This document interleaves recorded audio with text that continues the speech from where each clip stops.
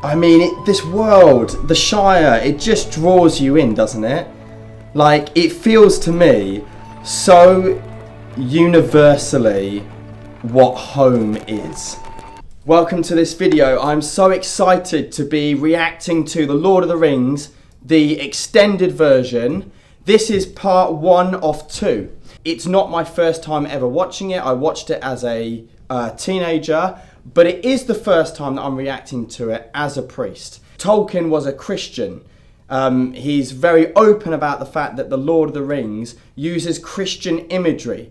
That was the world that he created, inspired by his Christian beliefs.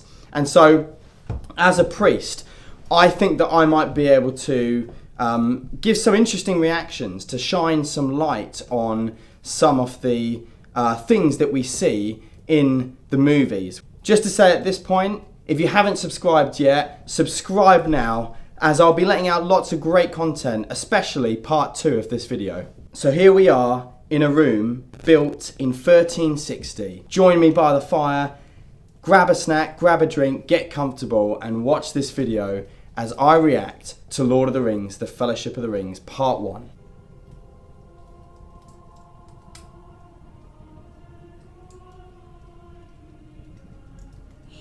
Even before anything happened, it's such a good start. It's so eerie, it builds up so much tension. Feel it in the water. Why are choirs so creepy? Now live, who remember it. And then it fades in, The Lord of the Rings. It's just, straight away, it comes in so powerfully. It began with the forging of the great rings. 3 were given to the elves, immortal, wisest and fairest of all beings. Now that's a really interesting start, because we're almost given the origin story.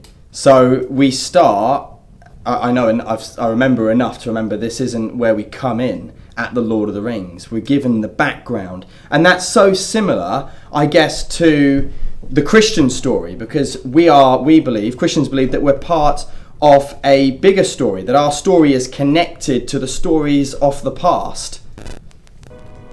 7 to the dwarf lords, great miners and craftsmen of the mountain halls. And 9 rings were gifted to the race of men, who above all else desire power. Same as the Genesis story, it starts off with God creating and giving to man things, and he has responsibility over them. They're given these rings, these things that they possess, which give them to some element, I guess, some power and some control. But they were all of them deceived.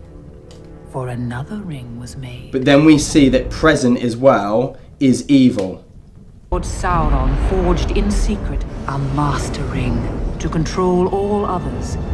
And into this ring he poured his cruelty, his malice, and his will to dominate all life. His will to dominate all life. I mean, that's quite a straight out parallel of the image that we're given of Satan. There were some who resisted. A last alliance of men and the armies of Mordor. It's just so cool. How is this movie, I think it's like 24 years old. Of Middle-earth. It's just insane. The music, the graphics, it's just, And look at that, straight out. Just that image there of like the gold and then the black. It's almost like straight away, our first imagery, and we're going to see it time and time again, light and darkness, light versus darkness.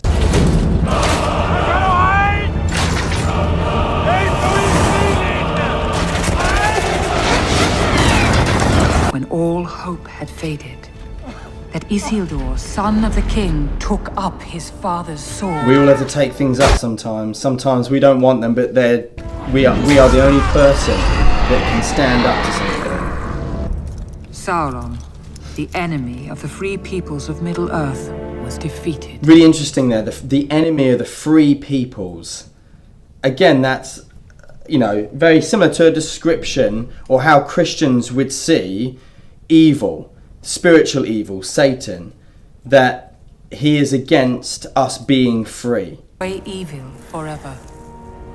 But the hearts of men are easily corrupted, and the Ring of Power has a will of its own. Now Isildur is in possession of something that gives him power.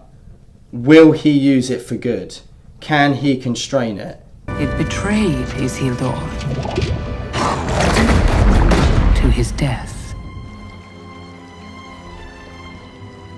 The ring came to the creature Gollum, who took it deep into the tunnels of the misty mountains. And there, it consumed him.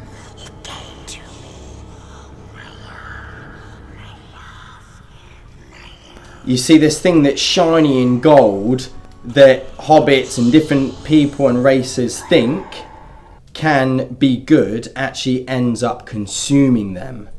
That is very much what Christians believe about a lot of things in life. A lot of things can be good, but if we put our full focus on them and we think that goodness is found in that materialistic thing itself, it will end up just destroying us. It was picked up by the most unlikely creature imaginable. What's this? A hobbit. Bilbo Baggins of the Shire. A ring. For the time will soon come when hobbits will shape the fortunes of all. The unlikely character is the one that can have the biggest impact. It's not about those who are able or strong. It's about those who are willing and humble and perhaps recognize their own weaknesses, that actually sometimes are the characters who can do the best good. Hobbits have been living and farming in the four farthings of the Shire for many hundreds of years, quite content to ignore and be ignored by the world of the big folk. It has been remarked by some that Hobbits' only real passion is for food. A rather unfair observation, as we have also developed a keen interest in the brewing of ales and the smoking of pipeweed. This is like a real picture of how I think probably Tolkien saw society had become, that, and how people can just be, that we can love our comforts so much that we ignore some of the other things that we're meant to do, a greater purpose. But where our hearts truly lie is in peace and quiet. And this is the downside of a comfortable life. It's not that it's bad to have goodness and beauty around us, but how we react to it can be bad.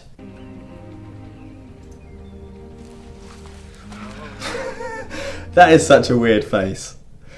For all of the beauty and the way this film is just captured, there are some weird faces that are pulled in it.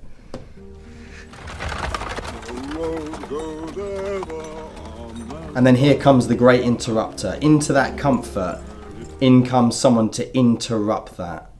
I'm not saying Gandalf is Jesus in this story. A wizard is never late. Nor is he early. He arrives precisely when he means But to. so often that is what Jesus does in people's lives, does throughout the Bible.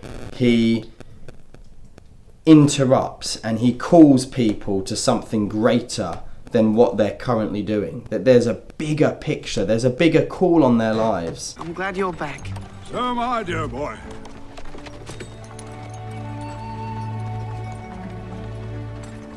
So am I. I mean, this world, the Shire, it just draws you in, doesn't it? Like, it feels to me so universally what home is.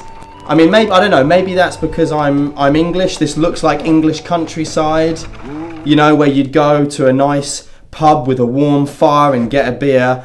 But yeah, there's something about it that just, to me, screams in my soul, this is home, this is comfort.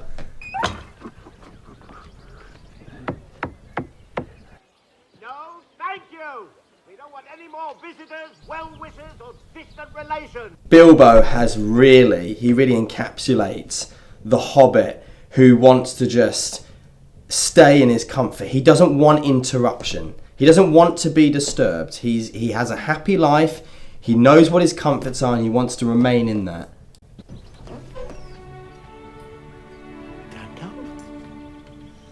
Bilbo Baggins. Dear Gandalf. Good to see you. 100. That's just so lovely. It's such a picture of deep friendship. I love how we've gone from the beginning of the beginning of the movie and story, where we're given the origin, and it's got this real intensity to it and weight, and that there's some real deep evil, and then here we are, only a few scenes on. Suddenly, it's like it's all been, even for us the viewer, it's all been forgotten. It really does entice you to think, oh, all of that's forgotten now. It's all gone. Life's better now. And I think that's something that we do, actually, from my perspective. I think secular society tends to have a view that as time goes on, we have progressed. And almost that we've got to the point where no longer is there really such thing as evil or sin. The Christian view is that we remain just as sinful and as broken as ever, although there is a solution now to it through Jesus.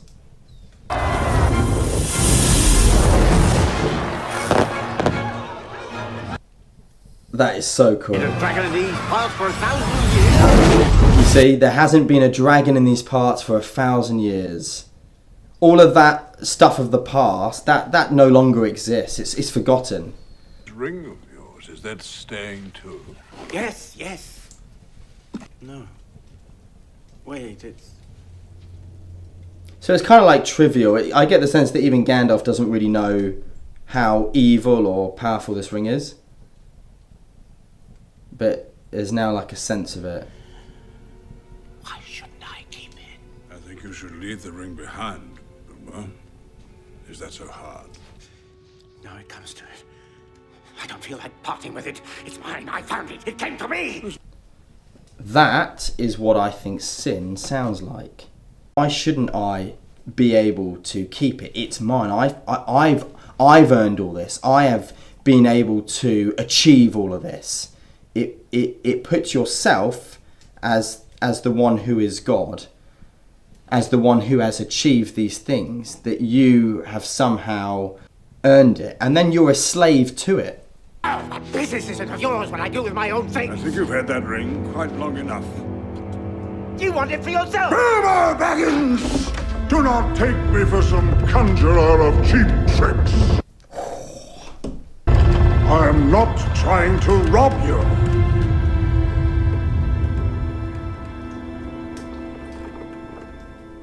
I'm trying to help you. I love that.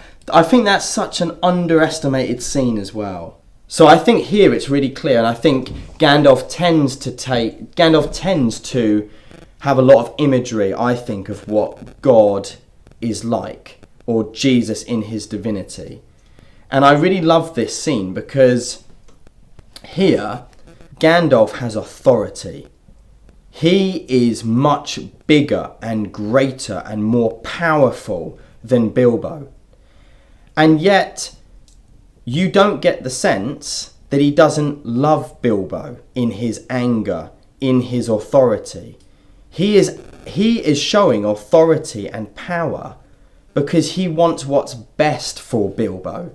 That's what's amazing about this scene. Do not take me for some conjurer of cheap tricks.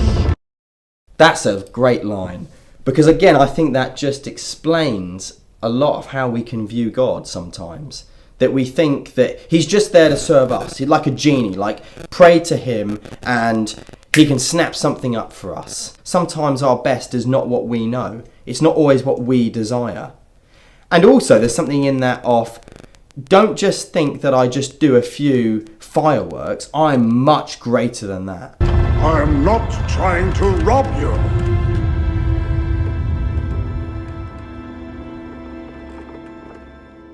I'm trying to help you.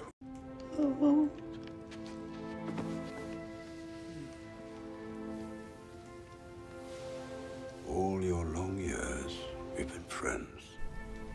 trust me. I'm not trying to rob you. I'm trying to help you.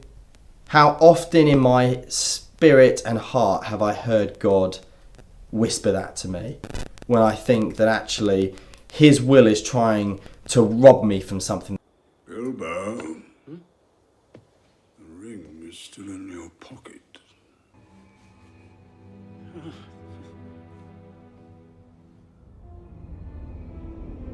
Can he let go? Can he let go of the thing that he thinks is giving him freedom but is in fact enslaving him? Real picture of sin, that. Goodbye, Gandalf. Goodbye, dear Bilbo.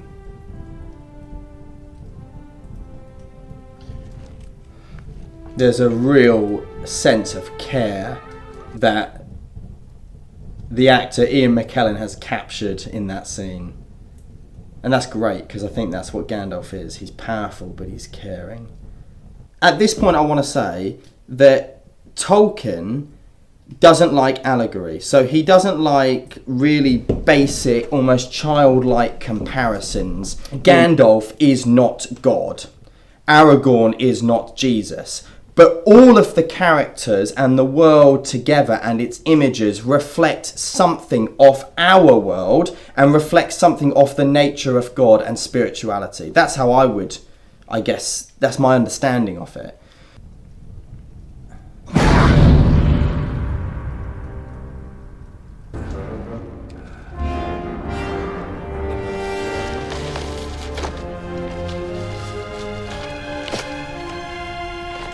This is really interesting that he goes back to the old dusty books, to the past, to find wisdom.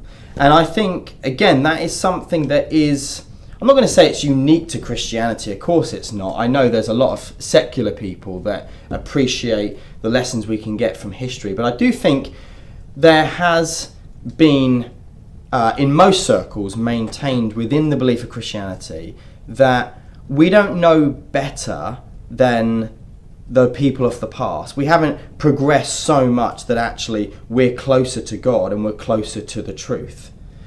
There's actually a sense within Christianity that we go back to the scriptures. That's where the wisdom is. We go back to the early church fathers. They knew something of life that can shine a light on our present reality. What must I do? You must leave, and leave quickly. Where? Where do I go? Get out of the Shire. The ring has now come to Frodo. We are all called to carry our cross. All of our crosses are unique and different. And sometimes we can question, why has this come to me? Why have I been given this cross to carry? We don't get to be the ones that choose. It comes to us, but it comes to us for a reason, which is part of the journey. I mean, this story is about journey. It's part of the journey of discipleship is carrying our cross. But it doesn't mean we have to carry our crosses without a companion. It's good and right to have companions, people who walk alongside us on our journey. Sorrow. Very soon he will have summoned an army great enough to launch an assault upon Middle-earth. You know this? How? I have seen it. See, another weird face. There's some weird shots that zoom into faces at weird points. Apart from that, The Lord of the Rings is perfect. We do not know who else may be watching. That's why you get Christians that are against the use of magic or accessing other spiritualities. Because Christians believe that evil is real. You actually might open a doorway to something that's actually evil. We must join with Sauron. It would be wise, my friend. Tell me, friend, when did Saruman the Wise abandon reason for madness?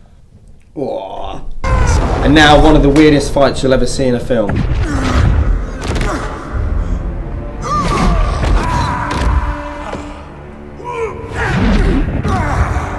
Aiding me willingly, but you... Get off the road! Quick!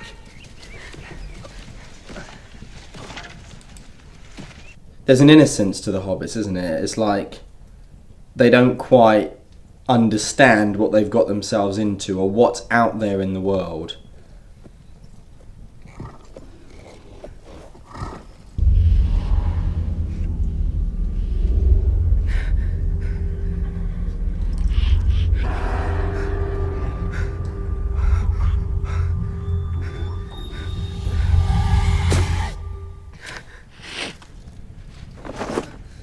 Paul talks about in the Bible that the spirit is willing but the flesh is weak, and I think that's almost again what we're seeing here is an imagery. Frodo knows what is right. He doesn't want to go toward evil, and yet there are things in our lives, the ring, something that represents it, that are tempting, that draw us, and our flesh is weak.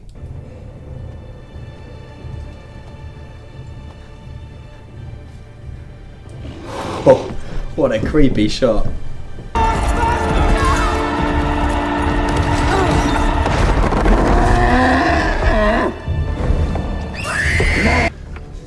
So the riders can't go in water. Is that in the books? The prancing pony.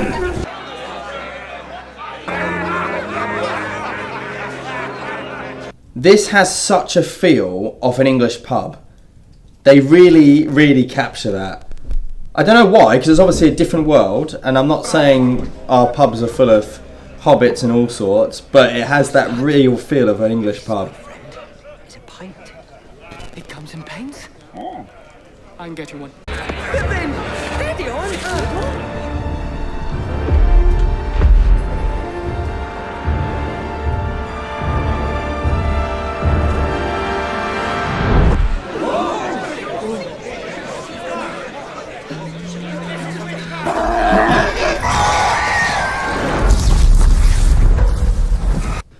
Now they can see him. Now that the ring's been put on, they know where he is.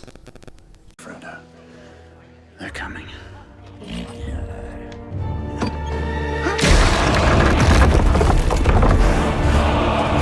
Were once men, great kings of men. Then Sauron the Deceiver gave to them 9 rings of power. Sauron the Deceiver. Imagery of Satan being the great deceiver. Blinded by their greed, they took them without question, one by one, falling into darkness. And now they are slaves to his will. And now they're slaves to his will. Sin, in the Bible, is portrayed as the thing that makes us slaves to ourselves and to evil. Tomatoes? What are you doing? Tomatoes, sausages, nice crispy bacon. We saved some for you, Mr. Frodo. Put it out, you fools! Put it out! Oh, what are they doing? Again, it's just like the ignorance. They don't understand what is after them.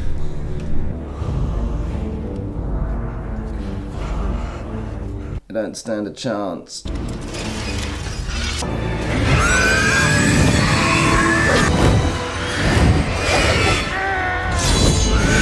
Yes!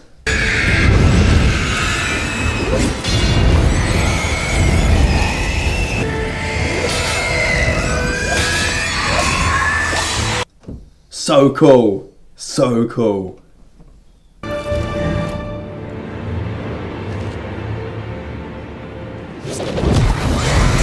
Aragorn, played by Viggo Mortensen, has to be one of the coolest characters ever to come on screen.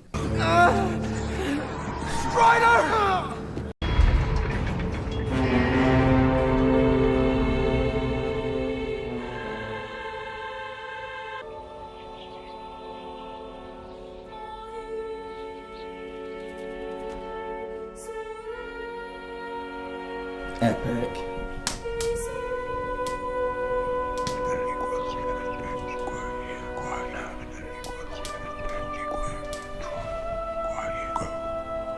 This is very much what prayer is like, especially in moments that feel completely hopeless. You know, hope almost comes in from nowhere, and even the way he kind of just captures it, it's like that last little bit of hope and faith that you capture They go up to God, and we don't know what will happen with them. But we have faith and hope that something will come of it.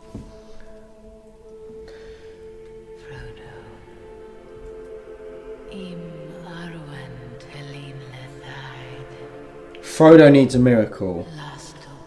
And I think there's something, I could be wrong, but I think there's something in the elves that's almost like angelic. They're almost portrayed as this angelic race. Frodo. She's an elf. Right hard. Don't look back.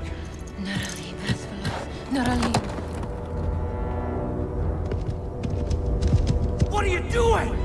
The race is still out there! We're starting to see that this journey is impossible without the help of others, and maybe even the help of the spiritual, the good spiritual realm. Just what a shot. I mean, that is just a cinematic shot. Look at that.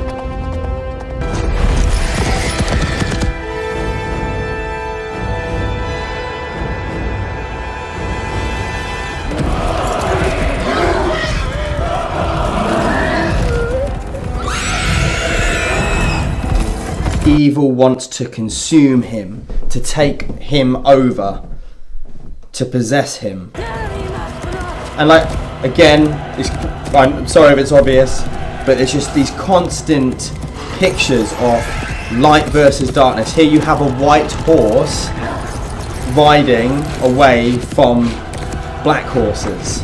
It's like the darkness and versus the light.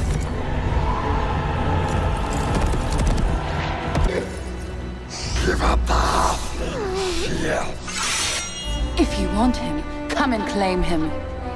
Oh.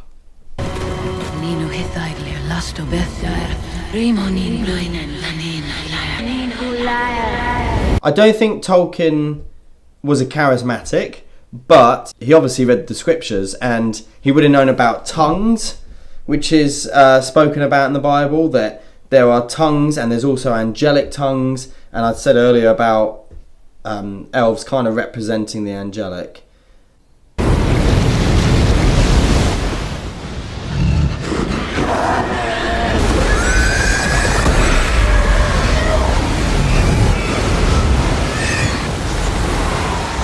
I think if you know the Bible, you can't, and you know that Tolkien's a Christian, you can't help but think of the Egyptians who were washed away by the Red Sea, when Moses parts the sea and then it comes in on them and washes them away.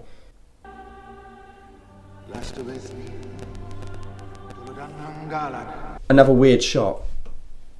Why do they do these shots? It's an amazing, I would argue almost perfect film, but those shots are just weird. And he does not share power.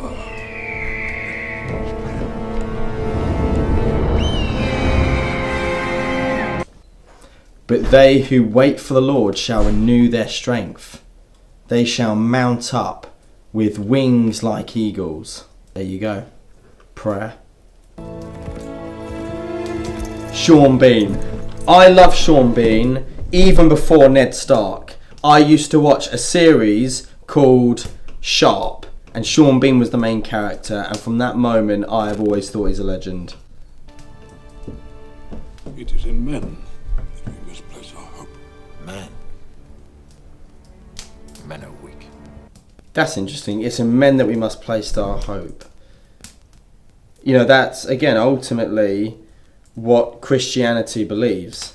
That yes, our hope's in God, but it's humanity which ultimately is the hands and feet. Jesus didn't just remain here, he sent his Spirit so that we are the ones who are sent out into the world to bring hope. And we don't do a very good job of that. We are the bearers of the gospel, the message of hope and good news. It is a gift to the foes of Mordor. Why not use this ring? Long has my father, the steward of Gondor, kept the forces of Mordor at bay. By the blood of our people are your lands kept safe. Give Gondor the weapon of the enemy. Let us use it against him. Boromir almost thinks that it's about what it can do for our earthly gain, and thinks that he can control it through manpower and resources and strength. He doesn't understand that it's far greater. There's something way more spiritual at work here. You cannot wield it. None of us can. The One Ring answers to Sauron alone. It has no other master. And what would a ranger know of this matter? This is no mere ranger. He is Aragorn, son of Arathorn. You owe him your allegiance. I think the biblical inspiration for Aragorn is probably, he's very likened to King David, because he's a ranger. King David was a shepherd boy, someone who knew how to, look after himself in the wild, and a defender of the weak. But at the same time, he was promised to be king.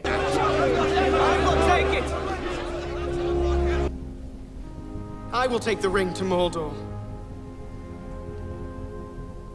I will help you bear this burden, Frodo Baggins, as long as it is yours to bear. You have my sword. And you have my bow. And my axe. The only hope they have of defeating Sauron and the ring is through being in fellowship with each other.